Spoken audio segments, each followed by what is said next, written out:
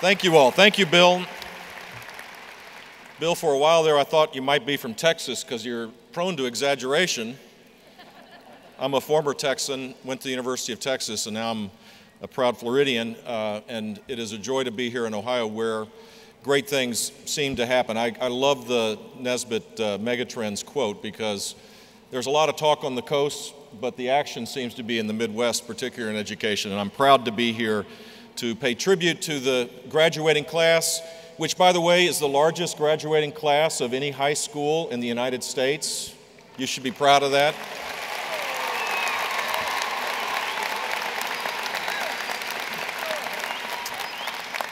So, I was a little nervous to speak in front. This is a huge crowd. I'm a kind of a rusty former politician. I don't give many speeches. So I called up my mother. My mother is now 84 years old, Barbara Bush. Some of you may remember her. She's the CPO of the Bush family. That's the chief political officer. We follow all of her instructions so we get to stay out of trouble. She still just gives me the look. I don't know if your parents do that, but they just give you the look and everything else kind of falls into place. And so I'm calling her and say, what should I speak about, Mom? I'm at this important place, and I know that she was giving me the look over the phone. She said, Jeb, speak about 10 minutes and then shut up and let the kids celebrate their great success.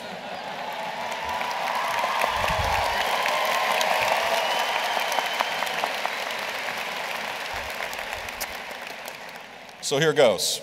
Get your watches out. As you all embark on your next phase of your life, I thought about 5 tips as a 57-year-old man who's screwed up all sorts of different ways, maybe to help you learn along your life's journey. The first one has been mentioned today, which is to be thankful. Everybody in this room is here today because someone helped them along the way. Might have been a parent, a teacher, a friend, or a family member. So don't just take time to thank them today, which is always a great tradition at a commencement, but remember to thank them for their love and their encouragement and their support each and every day. Make gratitude a habit in your life, and good things will happen to you. Second is to stay grounded. Now, when you're a governor, it's hard to stay grounded because everybody tries to kiss your tush all the time. They always want something, and they make you think that you're really a lot smarter and more special. I had my mother to help me stay grounded, but I'll never forget the third day after I was a former governor, flew back on American Airlines back to my hometown of Miami. I was at Publix, which is our grocery store, and I was doing the shopping for our family, and this lady started staring at me. And I think she thought I was the weatherman on Channel 7. I'm not sure what she thought. And she finally got her nerve up after about 30 minutes. You kind of go aisle back and forth in the aisles, you keep seeing the same people. She finally got her nerve up and she said, "You used to be Jeb Bush, right?" So staying grounded is important. Humility, in my opinion, is the first step to happiness. It allows you to be grateful for the blessings of life. Otherwise, if you're not humble and grateful for the blessings that you have, a sense of entitlement builds, which will lead to a life of discontent. A little humility also goes a long way in keeping you out of trouble. It keeps you on the path of doing what's right as opposed to doing what's convenient or expedient. The third thing I tell you is to value simplicity. We are in a world that is increasingly complex, amazingly complex. As we watch the tragedy of the Gulf unfold, we begin to realize how complex the world truly is, which makes it more important than ever to remind ourselves that sometimes the answer is simple.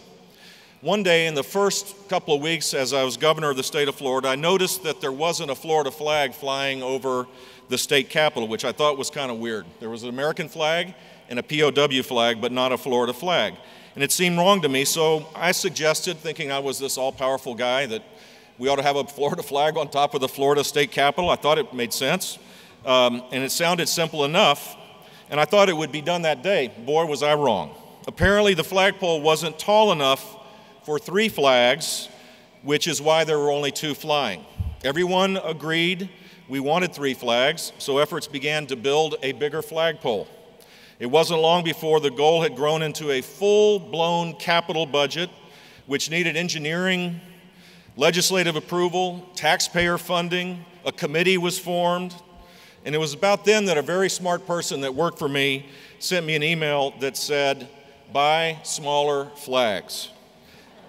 There you go. Problem solved. Simple, but extraordinarily brilliant. Fourth, find joy in work. I have found that the greatest joys in my life have been with my family, but also in pursuit of objectives in my work.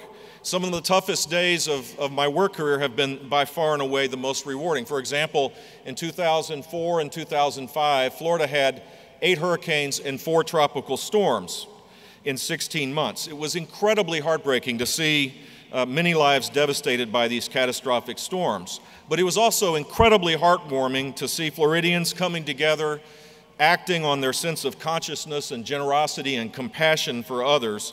And I was incredibly proud to be part of a team that was involved in something far bigger than ourselves. Even among the ruins, there was hope and inspiration and joy, and that comes through work. If you're not engaged and not involved in work, then it's impossible to experience these wondrous experiences of life. Fifth, persevere in pursuing your dreams. Thanks to the internet and incredible advances in technology, the world is moving at incredible warp speed. That dynamic can lead to an expectation that success, too, will be immediate. But that is not often the case. In fact, it is hardly ever the case. Achieving your dream, whatever it is, will take hard work and determination. So stick with it. The rewards are worth it. I hope that you all will embrace the incredible opportunities that await you after graduation. Technology has made the world more interconnected and more interdependent than ever before. The American dream is still alive, but now graduates from across the globe are competing for it. Your competitive edge is that you are graduates of the electronic classroom of tomorrow. ECOT proves a glimpse into what's possible by harnessing the power of technology. And so the stories today of the scholarship winners of Kelly and Danielle and Abby and David and Kiefer and Tim are one example amongst my hope and prayer is that 100,000 of those kinds of examples will proliferate across our country. Customized learning to meet the unique needs of each student so that their God-given abilities are maximized so that they can pursue their dreams armed with the power of knowledge. That is what this school is about, and that is why I am so proud to be at the graduating class of this fantastic school, the largest of its kind in the United States. Godspeed to the class of 2010. Congratulations, and please tell my mother that I finished in 10 minutes.